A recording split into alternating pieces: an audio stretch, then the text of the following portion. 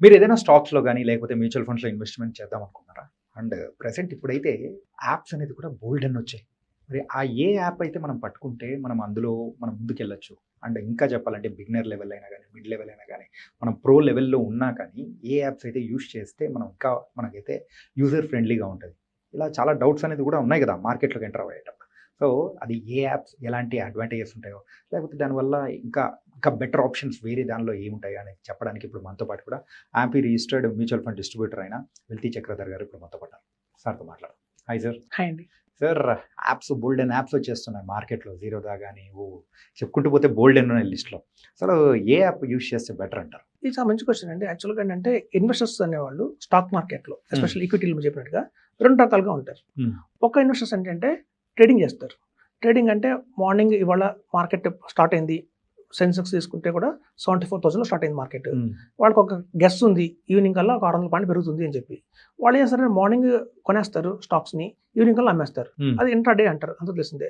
So intraday trading అనేది మనం currency మీద చేయొచ్చు, కమోడిటీస్ మీద చేయొచ్చు, స్టాక్స్ మీద చేయొచ్చు, ఇండెక్స్ మీద చేయొచ్చు. ఇట్లా రకరకాల మనకి ఈటీఎఫ్స్ అంటారు, వాటిని రకరకాల చేయొచ్చు. సో ఇట్లా ఎవరైతే ట్రేడింగ్ చేస్తారో మార్నింగ్ కొని ఈవినింగ్ అమ్మడం అంతే. ఒకవేళ మార్నింగ్ మార్కెట్ హైలో ఉంది, ఈవినింగ్ పడుతుంది అన్నారు అనుకున్నారు అనుకోండి, పడిపోతున్నప్పుడు వీళ్ళు మార్నింగ్ సేల్ చేస్తారు, ఈవినింగ్ మళ్ళీ దాన్ని బై చేస్తారు. అలా కూడా లాభం పొందుతారు. ఇదంతా ట్రేడింగ్ కాన్సెప్ట్. సో ట్రేడింగ్ చేసే వాళ్ళు ఒకళ్ళు అయితే, ఇంకోళ్ళు ఇన్వెస్టర్స్ ఉంటారు. అంటే లాంగ్ టర్మ్. సో మాకు ఇవాళ మేము ట్రేడ్ చేయము, మేము ఇవాళ మంచి మ్యూచువల్ ఫండ్లో ఇన్వెస్ట్మెంట్ చేస్తాము. Wealth creation point of view అంటే రాబోయే 10 ఏళ్ళకి మా పిల్లల మ్యారేజ్ కానివ్వండి, పిల్లల చదువుకు కానివ్వండి, ఒక మంచి వెల్త్ క్రియేట్ కావాలి అనే కాన్సెప్ట్ కొంతమంది ఉంటారు. చూడండి, ఈ ట్రేడర్స్ అనేవాళ్ళు ఏంటంటే 90% ట్రేడ్ చేసేవాళ్ళు ఉంటారు మార్కెట్లో, 10% మందే వెల్త్ క్రియేట్ చేసుకున్న వాళ్ళు ఉంటారు. సో ఇక్కడ ఈ 90% ట్రేడింగ్ చేసే మెంటాలిటీ ఎలా ఉంటుందంటే, ఈ యాప్ కాకపోతే రేపు ఫ్యూచర్లో ఇంకో యాప్ వచ్చిందంటే, దీనికంటే అడ్వాన్స్డ్ ఇంకో యాప్ వచ్చింది, నాకు ఇంకా ఏదైనా రిపోర్ట్స్ ఎక్కువ ఇస్తుంది అంటే దానికి మూవ్ అయిపోతారు వాళ్ళు. వాళ్ళు ఎందుకంటే కమిట్మెంట్ లేదు, ఏ రోజుకి ఆ రోజే. సో లాస్ ఎవరైతే ఇన్వెస్టర్స్ ఉంటారో, లాంగ్ టర్మ్ అనుకుంటున్నారో వాళ్ళందరికీ ఇట్లాంటి వాళ్ళు లాస్ ఉంటుంది. అంటే ఇయర్ ఆన్ ఇయర్ పెరుగుతూ వెళ్తున్నారు. సో వీళ్ళందరూ కాన్సెప్ట్ ఏంటంటే ట్రేడింగ్ వద్దు అంటారు. ట్రేడింగ్ వద్దు, ఓన్లీ ఇన్వెస్ట్మెంట్ చేయండి, లాంగ్ టర్మ్లో చేసుకోండి. అలా వీళ్ళు చూస్తే 4 lakh ఇన్వెస్టర్స్ అక్రాస్ ఇండియా ఉన్నారు. సో ఇవన్నీ ఎలా ఉంటాయంటే, ఒక లాంగ్ టర్మ్ పర్స్పెక్టివ్లో ఎవరైనా ఉన్నారు, మాకు ఏంటంటే ట్రేడింగ్ కాదు ఇన్వెస్ట్మెంట్ కోసం కావాలంటే ఇవన్నీ బ్రాంచెస్ ఉంటాయి. బ్రాంచెస్ ఎప్పుడైతే ఉంటాయో దాని సంబంధించిన బ్రాంచ్ మేనేజర్ ఉంటాడు, అసిస్టెంట్ బ్రాంచ్ మేనేజర్ ఉంటాడు, సేల్స్ టీమ్ ఉంటుంది. మీకు ఏమైనా డౌట్ వచ్చింది, యాప్ పని చేయట్లేదు, రిడమ్షన్ చేసుకోవాలి, ఏదైనా నామినేషన్ చేంజ్ చేయాలి. ఇప్పుడు మేజర్గా ఏంటంటే నామినీ చేంజ్ చేయడం చాలా ఇంపార్టెంట్ అండి. ఎందుకంటే మనం పిల్లలు మ్యారేజ్ చేస్తాము, తర్వాత వాళ్ళకంటూ ఒక ఫ్యామిలీ వచ్చిన తర్వాత నామినీలు మార్చుకుంటూ వెళ్ళాలి. సపోజ్ ఒక వైఫ్ ఉన్నారు, వైఫ్ ఏదైనా పొరపాటు ఎక్స్పైర్ అయ్యారు అనుకోండి, నెక్స్ట్ వాళ్ళ చిల్డ్రన్ని నామినేట్ చేయాలి. నామినేషన్ చాలా చాలా ఇంపార్టెంట్ అనమాట.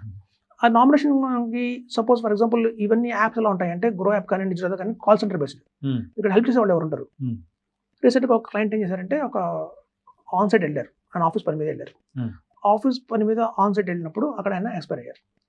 ఎక్స్పైర్ అయినప్పుడు ఏంటంటే, ఇప్పుడు నామినీ ఎవరైతే ఉన్నారో వైఫ్, ఈ వైఫ్ పేరు మీదకి అవన్నీ ట్రాన్స్ఫర్ అవ్వాలి, ఆ ఫండ్స్ అన్ని ట్రాన్స్ఫర్ అవ్వాలి. దాన్ని మీరు ఇలా నామినీ ఫోన్ చేసి నా ఆయన ఎక్స్పైర్ అయ్యారు నాకు ఇచ్చేయండి అంటే ఎవరు, దానికి చాలా రూల్స్ అండ్ రెగ్యులేషన్స్ చాలా ఉంటాయి. కొన్ని పేపర్స్ ఇస్తారు, సెట్ ఆఫ్ డాక్యుమెంట్స్, వాటిని ఫిల్ చేయాలి, చేసి వాటిని నోటరీ చేయించాలి, ఎఫిడవిట్ చేయించాలి. 5 lakhs బిలో అయితే ఒక రూలు, 5 lakhs అబోవ్ అయితే ఇంకో రూల్ ఉంటుంది. సో జ్యూడిక్షన్స్ చాలా ఉంటాయి ఇందులో. సో అవన్నీ ప్రాపర్ డాక్యుమెంటేషన్ చేసి, నామినీకి కేవైసీ చేసి, అవన్నీ సపోర్ట్ చేయడానికి 30 days పడుతుంది. ఆ 30 days కూడా చాలా చాలా పేపర్ వర్క్ ఉంటుంది. ఇవన్నీ వాళ్ళకి తెలియదు. ఇప్పుడు యాక్చువల్గా ఏంటంటే, ఒక జరిగిన సంఘటన చెప్తున్నాను. మియాపూర్ నుంచి ఆయన ఒక క్రాస్ చేసుకు వెళ్తున్నారు, ఆయనకు బ్రెయిన్ ప్రాబ్లం వచ్చి ఆయన కోమాలోకి వెళ్ళారు. అయితే హాస్పిటల్లో జాయిన్ చేశారు. అక్కడ ఏమైందంటే, బేసికల్గా ఇన్సూరెన్స్ ఉంది, ఆయనకి 25 lakhs ఇన్సూరెన్స్ ఉంది. సో ఈ ప్రైవేట్ హాస్పిటల్ వాళ్ళు ఏం చేశారంటే, ఆ 25 lakhs ఇన్సూరెన్స్ ఉన్నంతకాలం ఉంచుకున్నారు ఆయన బాగానే. అది చేస్తున్నాం, ఇది చేస్తున్నాం అది చెప్పి చేస్తున్నారు. తర్వాత 25 lakhs అయిపోయింది ఇన్సూరెన్స్. ఆడ ఒక ప్రైవేట్ సాఫ్ట్వేర్ కంపెనీలో పనిచేస్తున్నారు వాళ్ళ మిసెస్. కాబట్టి ఆవిడకి ఏంటంటే క్రౌడ్ ఫండింగ్ అనే కాన్సెప్ట్ ఉంటుంది. ఒక ఆపద వస్తే మిగతా అందరూ కూడా షేర్ చేసుకుని డబ్బులు ఇస్తారు. అలా ఒక 8 lakhs వచ్చింది. ఆ 8 lakhs కూడా ఖర్చు అయిపోయింది. సో 25 అయిపోయింది, 8 అయిపోయింది. ఇప్పుడు ఇంకా ఏం చేస్తుంటే కంపెనీ కార్పొరేట్ హాస్పిటల్ వాళ్ళు, ఇంకా మేము చేతులు తెస్తున్నాం, ఇంకా ఆయన రికవర్ అయ్యేటట్టు లేదు, ఈయన రిహాబిలిటేషన్ సెంటర్ పంపిద్దామని చెప్పి రిహాబిలిటేషన్ సెంటర్కి వెళ్ళిపోతాం పంపిస్తున్నారు. ఇప్పుడు చూడండి, ఆయనకు ఒక యాప్లో ఉంటే ఇన్వెస్ట్మెంట్, ఎంత ఇన్వెస్ట్మెంట్ ఉంది, అది తీయడానికి వస్తుందా రాదా తెలియదు. మనుషులు కోమలో ఉన్నారు కదా అని చెప్పడానికి లేదు. అదే ఒక కంపెనీ ద్వారా ఇన్వెస్ట్మెంట్ చేస్తే, ప్రతి ఒక్క ఇన్వెస్ట్మెంట్కి ఒక అడ్వైజర్ లింక్ అయి ఉంటాడు. సో అడ్వైజర్ ఫోన్ చేసి చెప్తారు, ఈయన పేరు మీద ఇంత ఇన్వెస్ట్మెంట్ ఉంది, ఇంత ఇన్సూరెన్స్ ఉంది, ఏం హెల్ప్ చేయమంటారా అని చెప్తారు. ఇక్కడ యాప్లో ఉందనుకోండి, ఇన్వెస్ట్మెంట్ హెల్ప్ చేసే వాళ్ళు కూడా మనకు ఉంటారు. ఉంటారు, హెల్ప్ చేసే వాళ్ళు ఉంటారు. డెడ్ ఎండ్ దాన్ని ఎలా తీసుకోవాలో తెలియదు. కాల్ సెంటర్ బేస్లో 1 నొక్కండి 2 నొక్కండి అని చెప్తుంది. కానీ ఎవరికైతే కమిట్మెంట్ లేదో, అంటే నేను మార్నింగ్ షేర్ కొన్నాను, ఈవినింగ్ కల్లా అమ్మేశాను, మార్నింగ్ నుంచి ఈవినింగ్ ఎవరు కొమ్మలో పోరు. ఫస్ట్ ఆఫ్ ఆల్ వాళ్ళు పెట్టేదంతా 10 lakhs 1 lakh పెడతారు, ఎందుకంటే లక్షలో ట్రేడ్ చేస్తారు మహా అయితే. అందుకని వెల్త్ క్రియేషన్ లాగా 20 lakhs 30 lakhs 40 lakhs చేసుకోరు. సో ఈ యాప్స్ అన్ని కూడా కేవలం టెంపరీగా ఉపయోగించుకోవచ్చు. ఎవరైతే ట్రేడింగ్ కాకుండా ఇన్వెస్ట్మెంట్ పరంగా చేస్తున్నారో, లాంగ్ టర్మ్ కమిట్మెంట్ లో ఒక పెద్ద పెద్ద అమౌంట్ ఇన్వెస్ట్మెంట్ చేస్తున్నారు, ఆ పెద్ద అమౌంట్ ఇన్వెస్ట్మెంట్ చేస్తున్న దానికి ఒక సపోర్ట్ ఉండాలి, ఒక టీం ఉండాలి. నేషనల్ డిస్ట్రిబ్యూటర్స్ అంటారు వాళ్ళు. ఇప్పుడు చూడండి, మేమందరం ఇట్లాంటి వాళ్ళతోనే ఎంగేజ్మెంట్ అయి ఉంటాం.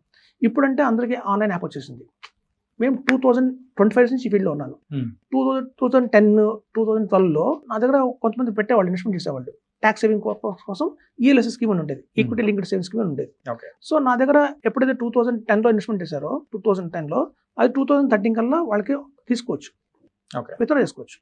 అప్పుడంతా పేపర్ వర్కే ఉండేది, ఇట్లా బ్రాంచెస్ లేదు, సిస్టమ్ లేదు, ఆన్లైన్ లేదు. సో అప్పుడు మేము ఏం చేసామంటే, మా దగ్గర మీరు ఇన్వెస్ట్మెంట్ చేయండి, మీరు రేపు పొద్దున అమ్ముకోవాల్సి వచ్చినప్పుడు నాకు బ్రాంచెస్ అక్రాస్ ఇండియాలో 108 ఉన్నాయి, మీరు అక్కడ నియర్ బ్రాంచ్ చెప్తాను, అక్కడికి వెళ్ళి సబ్మిట్ చేయమని చెప్పేవాళ్ళు. సో నా దగ్గర ఇన్వెస్ట్మెంట్ చేసిన వాళ్ళు సాఫ్ట్వేర్ ఇంజనీర్లు, వాళ్ళు బెంగళూరులో ఆపర్చునిటీ బెంగళూరు వెళ్ళిపోయేవాళ్ళు, గురుగావ్లో ఆపర్చునిటీ గురుగావ్ వెళ్ళిపోయేవాళ్ళు. అప్పుడు నేను జస్ట్ ఫోన్ చేస్తే నేను గురుగావ్లో చెప్పేవాడు, నా బ్రాంచ్ అక్కడ ఉంది, అక్కడికి వెళ్ళి సబ్మిట్ చేయండి అని చెప్పి. సో ఇక్కడే ఎలా ఉందంటే, ఇలాంటి నేషనల్ డిస్ట్రిబ్యూటర్స్తో ఉంటే ఏంటంటే, మనం హైదరాబాద్లో ఇన్వెస్ట్మెంట్ చేసామంటే మన హైదరాబాద్లో సర్వీస్ వస్తుంది కాదు, అక్రాస్ ఇండియా ఎక్కడ సర్వీస్ తీసుకోవచ్చు. ఒక ప్లస్ పాయింట్ ఉంది. కొంతమంది ఏంటంటే చాలా అన్ఫార్చునేట్ జరిగింది, ఒక ఆయనకి ఊబీ అంటారు తెలుసా, బ్లాక్స్ అంటారు వాటిని, సముద్ర తీరంలో ఉంటాయి. చూస్తుండగానే ఫ్యామిలీ ఆయన మొబైల్తో సహా ఊబీలోకి వెళ్ళిపోయారు.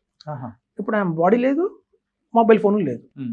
ఎప్పుడైతే బాడీ లేదో అప్పుడు డెత్ సర్టిఫికేట్ రాదు. అప్పుడు ఆయన పేరు మీద ఎన్ని ఉన్నా, ఇన్సూరెన్స్ ఉన్న వేస్టే, మ్యూచువల్ ఫండ్స్లో ఉన్నా కూడా కోర్టు ఏం చెప్తుందంటే, మీరు 7 years దాకా వెయిట్ చేయండి, 7 years తర్వాత అప్పుడు మేము డిక్లేర్ చేస్తాం అని పోయినట్టు, అప్పుడు మీరు మీ ఇన్వెస్ట్మెంట్ తీసుకోండి అని చెప్తాం. మరి డబ్బులు 3 కోట్లు ఉన్నాయి మ్యూచువల్ ఫండ్స్లో, కానీ తీసుకోవడానికి లేదు, ఎందుకంటే బాడీ లేదు, మొబైల్ లేదు, ఏమీ లేదు. సో మేము చెప్పేది ఏంటంటే, మా ఇన్వెస్టర్స్ అందరికీ కూడా, మీరు పెద్ద అమౌంట్ ఇన్వెస్ట్మెంట్ చేస్తున్నప్పుడు మొత్తం మీ పేరు మీద పెట్టుకోకండి, మీ పేరు మీద కొంత పెట్టుకోండి, మీ వైఫ్ పేరు మీద కొంత పెట్టండి, మీ ఇంట్లో పిల్లలు మేజర్ అయితే కనుక వాళ్ళ పేరు మీద కొంత పెట్టుకోండి. ఎందుకంటే ఆ పిల్లలు పెళ్లి చేయాలి, 2 years పెళ్లి చేయాలంటే ఆ అమౌంట్ అయితే ఆ పేరు మీద పిల్లల మీద పేరు పెడితే మీరు ఉన్నా లేకపోయినా ఆ పెళ్లి జరుగుతుంది. ఇప్పుడు డబ్బులన్నీ ఒక చోట ఉన్నాయి, ఆయన లేరు, కోర్టు ఏమో 7 ఏళ్ళు లాగమంటే పిల్లల పెళ్లి 7 ఆపలేం కదా. సో ఇవన్నీ కూడా ఉంటాయి. అంటే వేగ్గా ఇన్వెస్ట్మెంట్ చేసేయకూడదు. ఇన్వెస్ట్మెంట్ చేసేటప్పుడు 360 degrees ఆలోచించాలి. ఉంటే ఏంటి, లేకపోతే ఏంటి, నేను ఉంటే సర్వీస్ ఎవరిస్తారు, లేకపోతే సర్వీస్ ఎవరిస్తారు అని చూసుకుంటూ ఉండాలి. అందుకు బ్లైండ్గా మీరు ఉన్నట్టుగా చెప్పినట్టుగా కొత్తగా వచ్చిన వాళ్ళు కానివ్వండి, ఎప్పటి నుంచి ఉన్న వాళ్ళు కానివ్వండి, ఎప్పుడు కూడా యాప్స్లో డిపెండ్ అవ్వకూడదు. ఎందుకంటే ఒక సామెత ఉంది, మనం ఏదన్నా బాధలో ఒక ఓదార్పుగా ఒక మనిషి ఉండాలి, కానీ ఒక కంప్యూటర్తో మనం ఓదార్పు పొందలేము. కరెక్ట్. ఒక యాప్తో ఏడలేము మనం. కాబట్టి ఏంటంటే ఒక మనిషి ఎప్పుడు తోడుగా ఉండాలి. సో అదే అక్కడ ప్రాపర్ అడ్వైజర్ ఉంటారు. సో ఇట్లాంటి డిస్ట్రిబ్యూటర్స్ ద్వారా వెళ్తే మీకు అన్ని విధాలుగా లాభం ఉంటుందని చెప్తున్నారు. ఈ పాయింట్ మాత్రం చాలా మంది మర్చిపోతూ ఉంటారు సార్. అంటే మనకు హ్యాజల్ ఫ్రీగా ఉంది కదా, సో మన మొబైల్లోనే ఉంది కదా అని చెప్పేసి ఆ యాప్స్ సైడ్ వెళ్ళిపోతున్నారు, కానీ ఈ పాయింట్ మాత్రం ఆలోచించట్లేదు. మేము ఎందుకంటే ఓవర్ పీరియడ్ ఆఫ్ ఇంత ఎక్స్పీరియన్స్లోనూ ఇలాంటివన్నీ తగులుతుంటాయి. కరెక్ట్. పొరపాటున మనిషి ఎప్పుడు ఉంటాడో ఎప్పుడు పోతాడో కూడా తెలియదు. సో దాన్ని ఈజీగా నెక్స్ట్ వాళ్ళకి తర్వాత వాళ్ళకి పాస్ ఆన్ చేయడానికైనా కానీ ఇది మాత్రం మీరు చెప్పింది correct point. So thank you so much for your information sir. Thanks అండి.